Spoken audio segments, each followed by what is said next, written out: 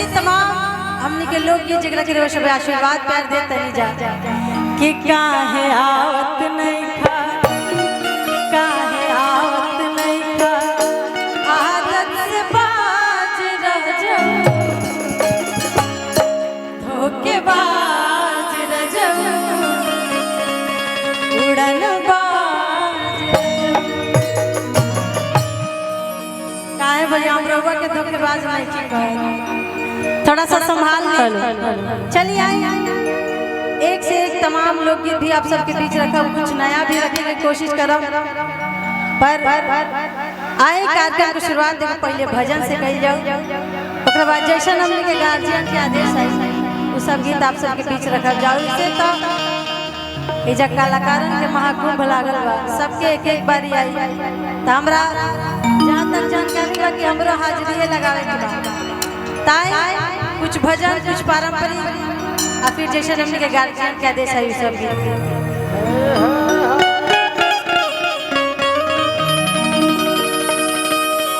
मंच पे हमने के छोट भाई हर्षित भाई भी बाड़े और तमाम जितना भी लोग हम क्षमा करब नामवा नहीं जाना। देखिए एक बार हम चाहत कि वो सब शांति से सुनी जा सब कोई सामने भाई लोग बैठ जाओ ताकि पीछे के लोग के दिक्कत न होके।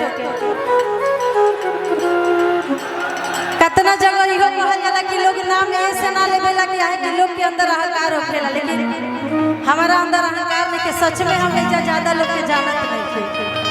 बाकी जेकरा के जानत नहीं ओकर नाम हम ले ले बाकी हम चाहब कि सामने मंच के सामने जितना भी गार्जियन बन जाए सब कोई बैठ जाई जा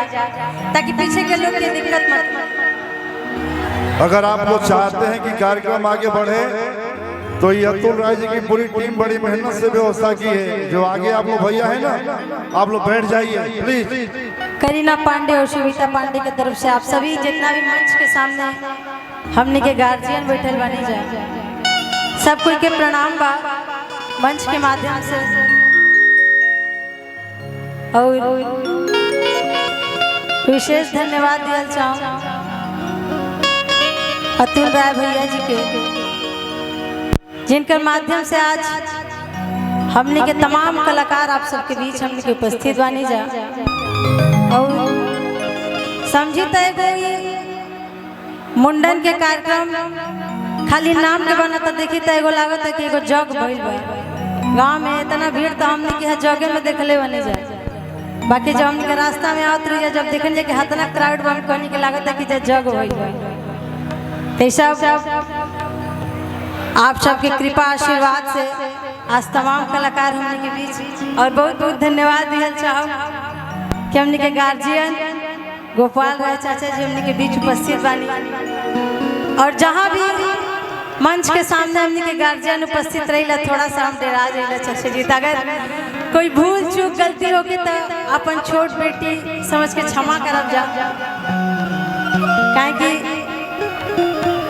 जौना हस्ती के हमनी के टीवी पर देखत रही जा मोबाइल में देखत रही जा जब वो साक्षात सामने आ जाए तो अच्छा कलाकार अच्छा लोग नर्वस हो जाला और विशेष सच्चाई ये बा कि सुर और संगीत के ज्यादा ज्ञान बाना लेकिन जितना भी बा आप सबके आशीर्वाद प्यार से बा बस ये आशीर्वाद प्यार बनेले रखी जा यह कामना मेरा बहुत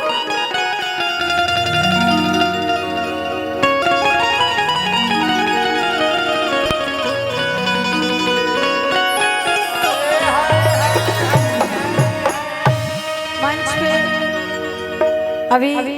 ऋषु किशु की टीम रहे बहुत अच्छा वो लोग म्यूजिशियन लोग बहुत अच्छा बजावे ला लोग हमने के पारिवारिक लोग और मंच पे फिलहाल हमने के टीम अंदीप बाबा के टीम बा ये लोग के स्वागत अभिनंदन बा मंच के बहुत ही अच्छे उद्घोषक हमने के गार्जियन जिद्दी भैया भी बानी विक्की तिवारी भैया भी बानी और हमने के बड़ भैया धर्मेंद्र भैया भी बानी और रघुआ से भैया पहला मुलाकात था और चलिए जितना भी एजा तमाम लोग बात जरा के हम नहीं भी जाना सब कोई के प्रणाम और क्षमा चाहब हमें मन से ये आशा करब कि जरा के लड़की भी जाना तुम जैसे जान के जाई, परिचय बना के जाई, काहे कि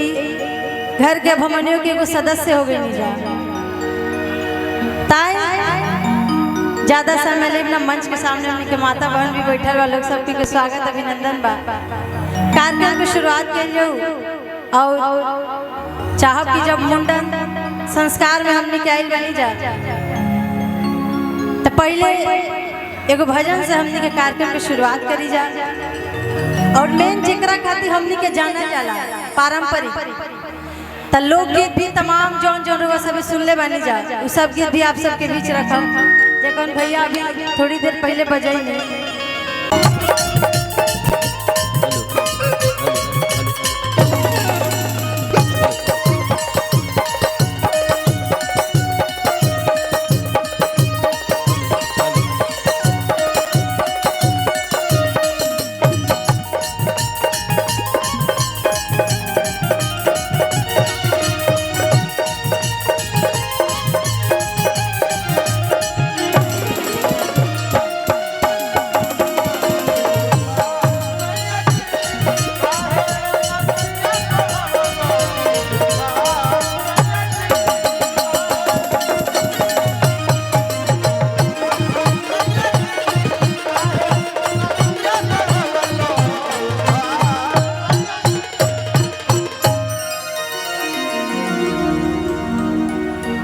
hello hello hello hello hello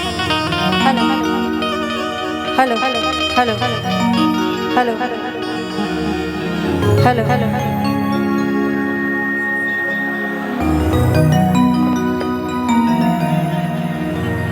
अच्छा अच्छा hello hello hello hello hello hello hello दोनों माइक बराबर hello hello hello hello hello hello hello